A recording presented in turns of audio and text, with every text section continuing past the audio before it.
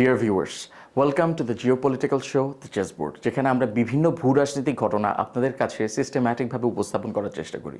আমি আপনাদের হোস্ট ফারহান ইন্তিশার খালেদ। মূলত বাংলাদেশ এবং বহির্বিশ্বে ভূরাজনৈতিক কিংবা জিওপলিটিক্যাল বিভিন্ন ফিনোমেনা সেগুলো একটি সিস্টেম্যাটিক এক্সপ্লেনেশন আপনাদের কাছে উপস্থাপন করা এবং এক্সপার্ট ভ্যালিডেটেড কিছু ডিসকাশন আপনাদের কাছে ডিসপ্লে করার জন্য মূলত আমাদের শোটি গড়ে তোলা হয়েছে। আশা করি প্রত্যেকটি এপিসোড থেকে আপনারা সকলেই আমাদের ডিসকাশনের যে সাবস্টেন্সটা রয়েছে সেটা ডিরাইভ করে নিয়ে যেতে পারবেন। আমরা আজকে ডিসকাস করব ইরানের গণজাগরণ এবং এই গণজাগরণ কি কোনো ধরনের গণ অভ্যুত্থানে পরিণত হতে পারে নাকি এবং ক্ষমতার কোনো পরিবর্তন আমরা দেখতে পাবো নাকি, এই ব্যাপারে খুবই লুক্রেটিভ এবং ডিস্টিংটিভ একটা ডিসকাশন হবে। আমাদের সাথেই থাকবেন। মূল বক্তব্য কিংবা আলোচনা যাওয়ার আগে এই ব্যাপারে ছোট্ট একটা ভিডিও দেখে আসি।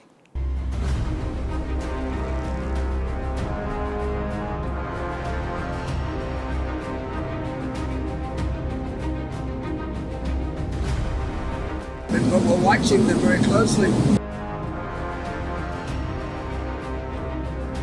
ما کشور رو به سوی جنگ نمیبریم، ما بنا نداریم کشور رو به طرف جنگ ببریم، اما مجرمان داخلی رو همراه نمیکنیم. And all I say to them is help is on its way. So with Iran, they were going to hang 837 people. And we let them know that if that happens, that will be a very bad day for them. اگر دست تعرضی به سمت رهبر ما دراز بشود نه آن دست را قطع می‌کنیم. সুপ্রিয় দর্শক, আমাদের সাথে থাকার জন্য আপনাদের অসংখ্য ধন্যবাদ। আমার সাথে স্টুডিওতে উপস্থিত আছেন ব্রিগেডিয়ার জেনারেল ফুয়াদ। তিনি একজন অবসরপ্রাপ্ত সেনা কর্মকর্তা এবং একজন আন্তর্জাতিক নিরাপত্তা এবং ভূরাজনীতি বিশ্লেষক। স্যার, আপনাকে অসংখ্য ধন্যবাদ আমাদের সাথে থাকার জন্য। আপনি কেমন আছেন? ধন্যবাদ, আলহামদুলিল্লাহ ভালো আছি। আচ্ছা, থ্যাংক ইউ স্যার, এবং it is our pleasure to have you on our show. Thank you. Sir, আমরা কি টপিকটা নিয়ে আগাতে পারি? অবশ্যই। স্যার, আমরা আজকে মূলত ইরানের যে গণজাগরণ দেখতে পাচ্ছি ওটার সম্পর্কে একটু একটা খুবই কম্প্রিহেন্সিভ ডিসকাশন হবে। তো আপনাকে যদি জিজ্ঞেস করি এই গণজাগরণটা শুরু হয়েছে কিভাবে এবং এটার ইনস্টিগেশন পয়েন্টগুলো কি ছিল?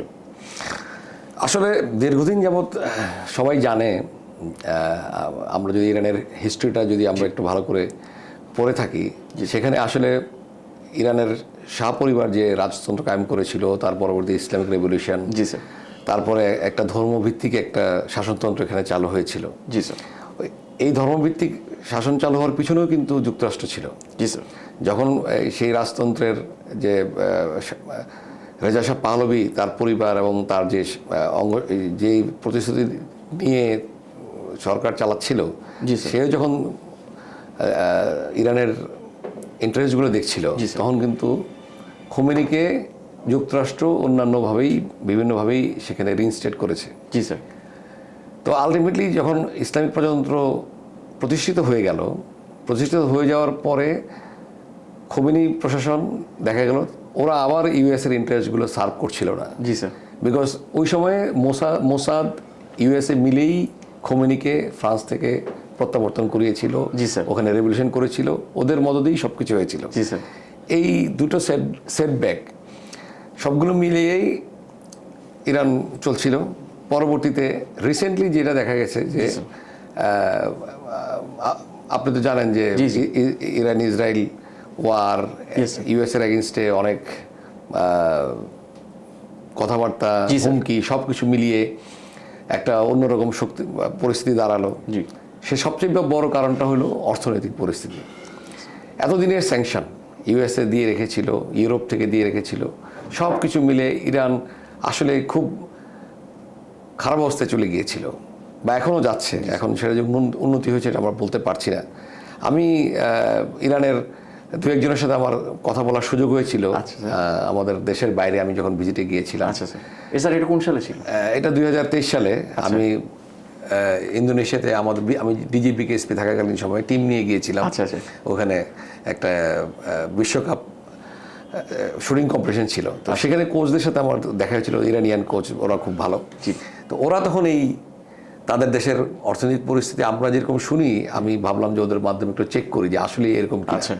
তো তাদের কাছ থেকে আমি জানলাম যে তাদের যেই বর্তমানে যে আয়াতুল্লাহর যে পরিবার আছে তার ব্যাপারে তাদের অবজারভেশন, যে সে দেশে ধর্মীয়ভাবে সবগুলো চালাচ্ছে, তার পরিবারের সন্তান বা আত্মীয় স্বজন সব দেশের বাইরে থাকে, ওরা সবই সচ্ছল অবস্থায় আছে, অথচ দেশের এই পরিস্থিতি, জি স্যার, এই ধরনের একটা তাদের মধ্যে দেখলাম একটা ক্ষোভ। জি স্যার।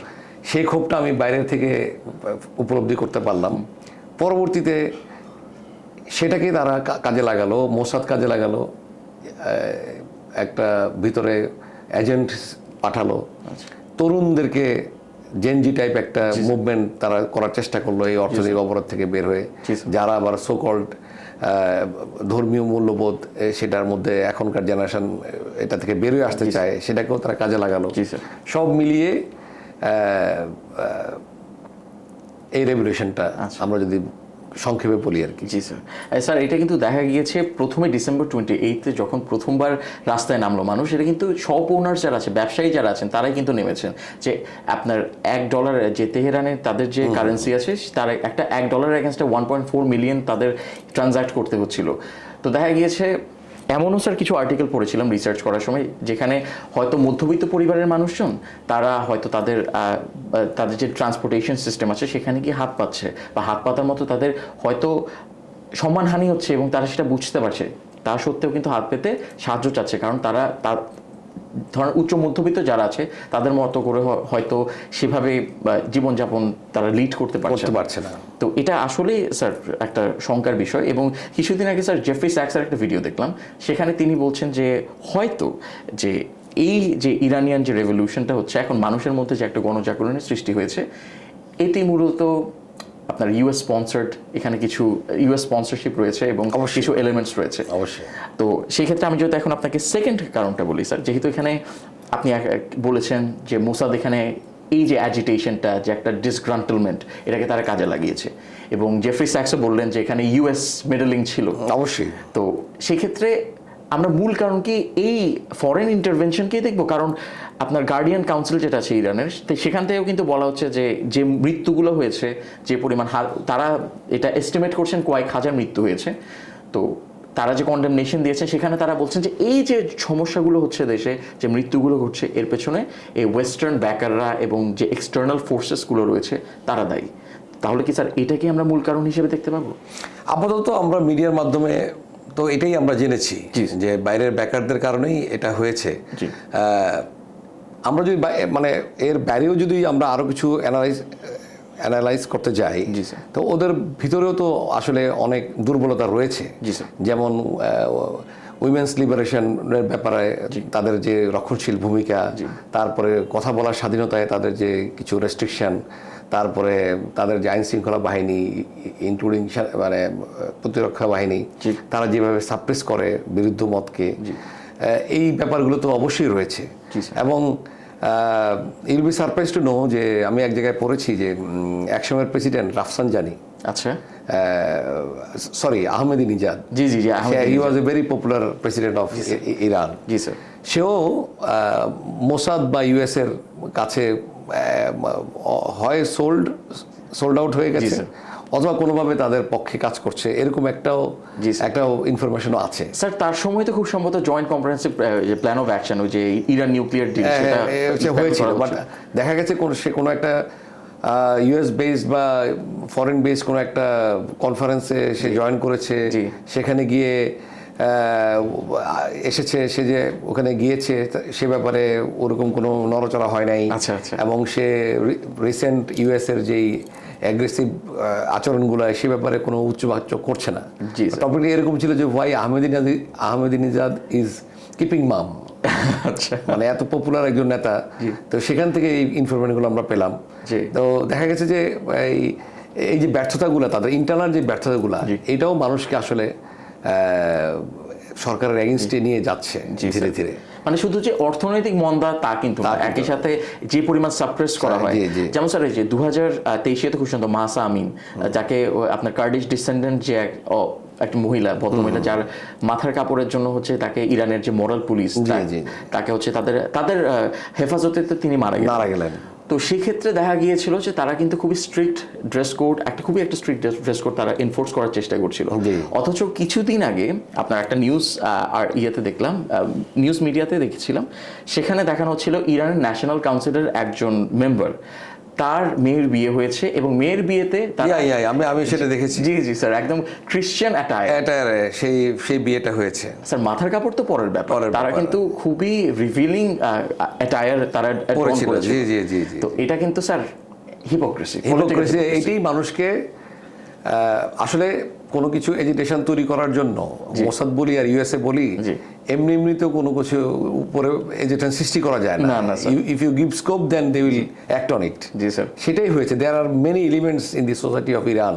সো এজিটেশন স্যার ছিল, সাথে একটা ঢোলের বাড়ি, অনেকটা তাই। জি sir, it's a very serious situation, কিন্তু of course we have to use certain acronyms এবং আমাদের কিছু রেফারেন্সেস ইউজ করতে হয়। We are not making light of the situation. তো স্যার আমি যদি এখন আপনাকে জিজ্ঞেস করি যে ইরান দাবি করছে যে আগুনের পিছনে, আমরা এই যে কিছুক্ষণ আগে বললাম যে ইসরায়েলের হাত আছে, ইসরায়েলের হাতের কথা বলছে তারা, এবং একই সাথে তারা বলছেন যে এখানে আপনার অফকোর্স যে ইউএসএ কাজ করছে।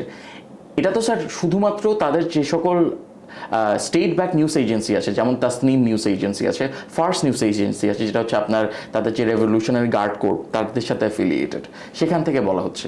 আবার ওয়েস্টার্ন ব্যাক যে মিডিয়া আছে তারা কিন্তু এই ব্যাপারে তেমন সেভাবে বলছে না যে এটা ইউএস ব্যাকড একটা প্রপাগ্যান্ডা সেখানে কাজ করছে। এটাকে আপনি কিভাবে দেখছেন স্যার? মানে কোনটাকে আমরা বিশ্বাস করবো আসলে? ওয়েল, ওরা তো আসলে ফরেন যে পেপারস বা মিডিয়া যারা আছে ওরা তো সেটা কোনো সময়ই খোলাখুলিভাবে বলবে না। জি স্যার, আমরা দেখেছি বিবিসি, রয়টার্স তাদের ভূমিকা তাদের মতো করেই তারা বলে সবসময়। ইনফ্যাক্ট ইউএসএ মোসাদের ভূমিকা তো সবসময় ছিল, এবং তাদের কথাবার্তাতে তারা কোনো সময় এটা লুকায় না।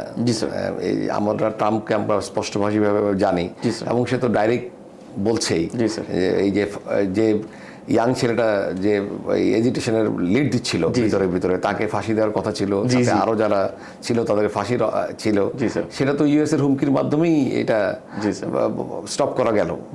তো আলটিমেটলি তো ইউএসএ প্রকাশ্যেই এখানে কাজ করছে, এবং তাদের যারা করেছিল তাদেরকে ফাঁসি দেওয়া যাবে না, তাদের বিরুদ্ধে এই কথা তো ইউএসএ বলেছি, এবং মোসাদের এজেন্টগুলো ধরা পড়ছে, এবং মোসাদ ইসরায়েল তো ডিনাইও করছে না যে না আমরা উই আর নট ডুইং। আসলে জিনিসটা হলো যে ওদের ইরান আসলে ইসলামিক ওয়ার্ল্ডে খুব ভালোভাবে পরিচিত, যে এরা আসলে বাইরে থেকে মানে ইসলামিক স্কলার বা যারা একটু সুন্নিপন্থী, আমি মাঝে মাঝে এইটা নিয়ে একটু দ্বিধায় পড়ে যাই। তারা বলেই যে ইরান আসলে ওইভাবে ওদের এগেনস্টে কোনো সময় যাবে না। জি স্যার, কারণ ওরা এই ইরানের এই রেজিম চেঞ্জ বা ভিতরে তাদের এই মধ্যপ্রাচ্যে যেভাবে বসে আছে সেটা আসলে পশ্চিমাদেরই সৃষ্টি। জি স্যার, উপরে এরকম একটা থাকে, ভিতরে ওরা বড় কোনো অ্যাকশনে ওরকম করে যায় না। আলটিমেটলি এটা একটা মিস্ট্রি যে ইরানের ভূমিকাটা ইসলামিক ওয়ার্ল্ডে কেমন হয়। জি স্যার, তারপরে ওরা কিভাবে সবটা চেঞ্জ এবং ওয়েস্টার্ন অ্যালাইজদের সাথে কিভাবে মিলেমিশে থাকে, এই জায়গাটা আসলে একটু মিস্ট্রির মতো সবসময় থেকে যায়। এটা একটা ইন্টারেস্টিং ব্যাপার, এবং এটার উপর অনেক ডিসকাশন, অনেক কথা বলা যেতে পারে। জি অফকোর্স স্যার। ট্রাম্পের কথাই বলি sir, he is anything but indirect. সরাসরি যা মুখে আসবে উনি বলে দিবেন। তো মাঝে মাঝে প্রোটোকলও উনি নিজেই হয়তো ভায়োলেট করে বসেন, কিন্তু হি ইজ ডিরেক্ট, এটা বলা চলে। তো উনি এই ডিরেক্টনেসের দিক দিয়ে আমরা যদি বলি, উনি বর্তমানে বলছেন যদি এই যারা হচ্ছে প্রোটেস্ট করছে, প্রোটেস্টারদের এগেনস্টে যদি কোনো ধরনের, আপনি যেটা বলেন যে ফাঁসিতে প্রিভেন্ট করা হলো শুধুমাত্র তার রেটোরিকের কারণে, তো তিনি এখন বলছেন যে রকেট লঞ্চ করতে পারেন ইরানের মাটিতে। তো সেটা হয়তো তাদের এয়ারক্রাফট ক্যারিয়ার থেকে হতে পারে, তারপর সার্ফেস টু সার্ফেস মিসাইল থেকে হতে পারে। এখন এটা ডিপেন্ড করে তারা কোথা থেকে লঞ্চ করছে, দ্যাটস এ ডিফারেন্ট কোয়েশ্চেন। কিন্তু উনি যে বলছেন যে রকেট লঞ্চ করবেন বা মিলিটারি কোনো ধরনের একটা পদক্ষেপ নেবেন, এটা কতটুকু সত্য? কারণ কিছু পাবলিকেশন বলছে যে হয়তো ট্রাম্প একটু বাড়িয়ে বলছেন, কারণ ইউএসএ নিজেই এখনো নিশ্চিত হতে পারেনি যে তাদের যে ব্যাকার আছে ইসরায়েল এখানে কতটুকু কোঅপারেটিভ হবে, এবং তাদের কতটুকু কোঅপারেশনের মতো অ্যাবিলিটি আছে, যেহেতু তাদের নিজেরই এখন নিজেদের মাটিতে আপনার গাজায় একটু ফোকাসটা একটু বেশি দিতে হচ্ছে। এবং একই সাথে স্যার দেখা গিয়েছে তারা কিছু নন এসেনশিয়াল যারা ছিল কাতারে, তাদের যে মিলিটারি বেস ছিল সেখান থেকে নন এসেনশিয়াল পার্সোনাল তাদের কিন্তু সরিয়ে নিয়েছে। এবং পেন্টাগন তাদের যে অ্যানালিসিস দিয়েছে সেখান থেকে তারা বলছে হয়তো ইউএসএ যেভাবে করে চাচ্ছে একটা আপনার অ্যাটাক করবে, ওই অ্যাটাকের ক্যাপাবিলিটিস তাদের সেরকম নেই, এবং ইরান থেকে একটা রিটালিয়েশন আসতে পারে যদি অ্যাটাক করা হয়। তাহলে স্যার মানে আপনাকে পুরো পিকচারটাই বললাম, তো এখান থেকে আপনার কি মনে হয় ইউএসএ কে আসলে অ্যাটাক করতে পারে ইরানকে যদি ট্রাম্পের কথা মতো সবকিছু না চলে? ফ্র্যাঙ্কলি স্পিকিং, ভেনেজুয়েলার ইনসিডেন্টের পরে ট্রাম্প তো ওয়ার্ল্ডেই একটু ব্যাকওয়ার্ডে চলে গিয়েছে। জি, এটা সবাই মনে করে, বাট আমরা ট্রাম্পের অ্যাটিটিউডে কিন্তু এরকম কিছু দেখছি না। আচ্ছা। সে তার মতো করেই চলছে, এবং সে জাস্টিফাই করার চেষ্টা করছে মাদুরো যে উৎখাতের ব্যাপারটা অ্যারেস্ট করে নিয়ে আসা। তো সব মিলিয়ে এই মুহূর্তে আরেকটা সেকেন্ড অ্যাটেম্পটে ট্রাম্প সহসাই যাবে না বলে আমার মনে হয়। কারণ পুরো মধ্যপ্রাচ্য জুড়েই অনেকগুলো ডেভেলপমেন্টস আছে। তাদের যে বেসগুলো বিভিন্ন জায়গায় জায়গায় আছে, সৌদিতে আছে, কাতারে আছে, তারপরে আরো অনেক জায়গায় আছে, বাহরাইন, আরো বেশ কয়েক জায়গায় যেগুলো আছে। তো সেগুলোতে তো আমরা খবর পাচ্ছি অনলি সৈন্যদেরকে সরিয়ে নিয়ে যাচ্ছে, বাট তাদের যে সমস্ত সেট আপ এবং আর্মামেন্টস থেকে আধুনিক যেসব জিনিসপত্রগুলো আছে সেগুলো তো ওখানে এখনো আছেই। তো সেগুলো তো এত সহজেই এখনো কিন্তু সরাচ্ছে না, ধীরে ধীরে টাইম নিচ্ছে। এখনো কথা বলছিলাম স্যার যে তাদের যে aircraft carrier USS Abraham Lincoln, সেটা কিন্তু ইন্দো প্যাসিফিক থেকে এখানে নিয়ে আসছে। তো যার কারণে আমার কাছে মনে হচ্ছে এর আগে একটা রিটেলিয়েশন অলরেডি ট্রাম্প করেছে, এটার ওদের নিউক্লিয়ার সাইটগুলোকে ধ্বংস করেছে, বলেছে ধ্বংস করেছে, যদিও পুরোপুরি হয়নি। একটা তো অ্যাকশনে সে গিয়েছে কিছুদিন আগে, আবার ইরান পাল্টা রিটেলিয়েশন করেছে। এটাও খুব একটা ভয়াবহ ছিল সবার জন্য, ইরানের মাইটি নেস দেখার জন্য। তো সবকিছু মিলিয়ে আমার মনে হয় না যে খুব সহজেই ট্রাম্প এই অ্যাকশনে যাবে, কারণ সে তো আরেকটা জায়গায় ইনভলভ অলরেডি। গ্রিনল্যান্ড নিয়ে সে ওখানে বেশ দরকার, সে ইউরোপের সাথে তার একটা চলছে, তার একটা খুব দরকার বলে ওইখানে একটা খুলে ফেলেছে, আরেকটা উইন্ডো খুলে ফেলেছে। তো এতগুলো উইন্ডো নিয়ে এই মুহূর্তে সে, আমার কেন জানি মনে হয় পার্সোনালি, এত উইন্ডো সে খুলবে না। এটাকে একটু ধীর করে গ্রিনল্যান্ড নিয়ে আপাতত ব্যস্ত আছে, এটার একটা ডিসপোজাল বা কিছু একটা হওয়ার পরে then he will think on Iran, মানে ফাইনালি অ্যাটাক করবে কি করবে না। কারণ এর মধ্যে আছে আবার গাজায় যেই নেশনসগুলোর যে একটা প্ল্যান আছে, কারাগারে ওই যে শান্তি প্রতিষ্ঠার যে প্রকল্পটা, ওটাতে ইনক্লুশন করবে, আর কি দায়িত্ব থাকবে, এটা নিয়েও সে বদার। এখন এই মুহূর্তে যদি ইরানে সে অ্যাটাক করেই বসে, তো গাজার এই ব্যাপারটা তো আবার কেমন মানে ঘোলাটে হয়ে যাবে। আমার সবকিছু মিলিয়ে মনে হয় যে he will take time to open. Sir আমার মনে হয় এবার তাকে মানে নোবেল পিস প্রাইজের জন্য আসলে নমিনেট করা উচিত। এই যে গাজার পিস প্ল্যান, সেখানে কিন্তু তিনি অনেক অ্যাক্টিভ, এবং প্রত্যেকটা দেশ যাদেরকে হচ্ছে কমিটিতে রাখবে, এক্সিকিউটিভ কমিটিতে রাখবে, তাদেরকে বলেছে সাবস্ক্রিপশন ফি বা অ্যাক্সেশন ফি হচ্ছে $1 বিলিয়ন। এই টাকাটা মূলত হচ্ছে গাজার রিস্ট্রাকচারিং করার জন্য তারা করবে। পাকিস্তানকেও কিন্তু ইনভাইট করা হয়েছে, হাঙ্গারিকে ইনভাইট করা হয়েছে, আপনার ইউকে, জার্মানি, আপনার বিভিন্ন দেশকে আপনার ইনভাইট করা হয়েছে। এবং আপনি যেটা বলেন গ্রিনল্যান্ডের ক্ষেত্রে, সেখানেও কিন্তু এখন আস্তে আস্তে একটা মডারেশনের দিকে এগিয়ে আসছে। That's different discussion for a different topic. তো এখানে স্যার আমি যদি আপনাকে জিজ্ঞেস করি, আমাদের এই যে গণজাগরণটা দেখতে পাচ্ছি, তো অনেকেই বলছে, বিশেষ করে আমাদের দেশে কিন্তু এটা নিয়ে অনেক উচ্চবাচ্য হচ্ছে। হয়তো ভেনেজুয়েলায় যেভাবে করে হচ্ছে ক্ষমতার একটা অদল বদল আনার চেষ্টা করা হয়েছে, হয়তো এখানেও সেম কাজটাই করা হচ্ছে, এবং হয়তো আয়াতুল্লাহ আলী খোমেনি তাকে রিপ্লেস করার জন্য, এবং সে জায়গায় শাহরেজা পল্লবীকে যেভাবে করে বসানো হয়েছিল, হয়তো এখানে একজন মডারেট কাউকে বসানোর একটা প্ল্যান চলছে। এটা কতটুকু সত্য স্যার, বা কতটুকু সত্য হতে পারে? কাকে বসাবে ইউএসএ এটা এখনো খোলাসা করেনি। আচ্ছা, রেজা শাহ পাহলভির ছেলের ব্যাপারে ট্রাম্প তো অলরেডি বলেই দিয়েছে যে he doesn't think him to be fit to run Iran. তো যার কারণে এখনো তাদের এই প্ল্যানটা স্পষ্ট না। তারা এটা অ্যাসেস করছে বেসিক্যালি যে ইরানে, ইফ ইউ লুক ব্যাক, ইরানের সরকার সমর্থনের যে বিশাল একটা শোডাউন সরকার করেছে, ইরানের সরকার যে একটা আফটার দি জি। রেজিং অফ দি পপুলেশন, জি। এরপরে যে সরকার পক্ষের যে একটা বিশাল একটা শোডাউন, জি। সেটাও কিন্তু মনে হয় একটা কগনিজেন্সে নেওয়ার একটা ব্যাপার আছে। আচ্ছা। তো তারা চিন্তা করছে যে আসলে ইজ দি রাইট মোমেন্ট, মানে আসলে এটা তো আসলে শুরুর এই আপরাইজিংটা তো ব্যর্থ, আসলে জি, of course. ব্যর্থ হয়েছে। ব্যর্থ হওয়ার পর পরে ইমিডিয়েটলি এখনই কি যাবে না আরেকটু? জি স্যার। আবার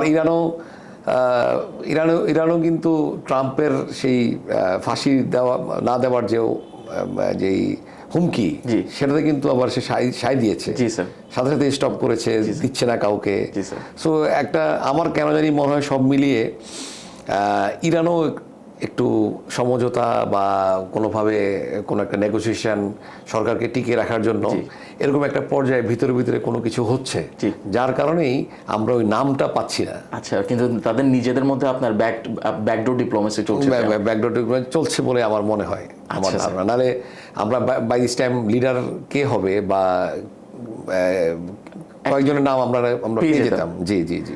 আচ্ছা স্যার, এই যে এখনো যে তাদের যিনি জুডিশিয়ারি চিফ আছেন গোলাম হোসেন মোহসিনি এজে, তো তিনি বলেছেন যে যারা হচ্ছে গিয়ে রায়েট করছে, যারা হচ্ছে ইনসার্জেন্টস, তাদেরকে টেরোরিস্ট বলে আখ্যায়িত করা হচ্ছে, তারা যেন আত্মসমর্পণ করে। বিশেষ করে তারা যারা নিজেরা মিসলেড ফিল করছে যে আমাকে হয়তো অন্য কেউ লিড দিয়ে এখানে নিয়ে এসেছে, যার কারণে আমি অংশগ্রহণ করেছিলাম। কিন্তু সবাইকে নাকি, যাদেরকে অ্যারেস্ট করা হচ্ছে সকলকেই নাকি তারা কোনো না কোনোভাবে আইনের আওতায় আনবে এবং কোনো না তাদের বিচার হবে।